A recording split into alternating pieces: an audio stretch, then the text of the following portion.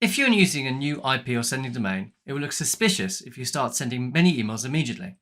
To build your sender reputation, you must go through a process of warming up the domain. Not warming up a new IP will likely hurt deliverability, as ISPs block or quarantine messages they are unsure about. The warm-up process involves sending emails slowly and increasing the volume and frequency over time. This allows mailbox providers to review the content of your messages and monitor how recipients respond. You can warm up your domains manually, or your email software provider may offer an automated IP warm-up service. In this slide, we have an example of how a manual email warm-up process might work. First off, start with 10 or 20 individual emails to known email addresses. Subscribe your email to 10 to 15 newsletters to increase the email flow. Slowly build up the number of emails you send to over a period of weeks. It recommends 8 to 12 here. Finally, your first campaign should be for a small list of 20 or 30 trusted recipients. Implementing a double opt-in process is the best way to ensure new subscribers are valid and want to hear from your company. With double opt-in, the recipient has to click a link on a confirmation email that they wish to join the list.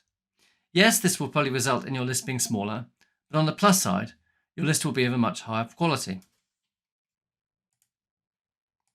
It's vitally important when writing emails that they don't look spammy and are therefore sent directly into a spam folder by an email provider. Spammers often use image-only emails, have pure grammar and spelling, use many symbols, and use deceptive text and hyperlinks. If your emails have this appearance, they will likely get classified as spam.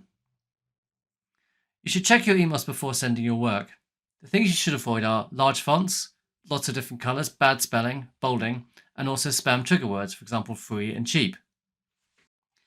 Here are some examples of an inbox which has emails that look spammy in it. So for example, here we've got prices, that's a factor, capital letters, exclamation mark, percentages, as in symbols, and also attachments. They're the kind of things that mailbox providers classify as spam and you should avoid.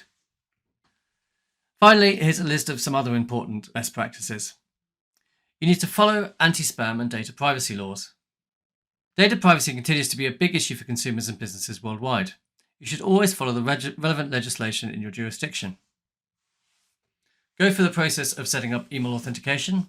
Properly setting up your email authentication will signal to mailbox providers that you are a reputable sender. As a minimum, you should set up your 𝑠PF and 𝐷KIM authentication. Emails that mailbox providers see are getting good engagement are unlikely going to spam. By creating compelling content, you will increase email engagement, improving open rights, and reduce the number of emails marked as spam and unsubscribes. When mailbox providers see recipients opening and engaging with your messages, they will infer that people find these emails valuable. That means they are more likely to deliver the email directly into the inbox.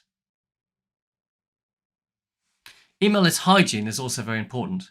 You should clean your email list at least every 6 months. That means removing inactive subscribers and invalid emails. This keeps your email engagement metrics looking good. Furthermore, you should never purchase lists of emails. They are very unlikely to generate good results and will undermine your sender reputation.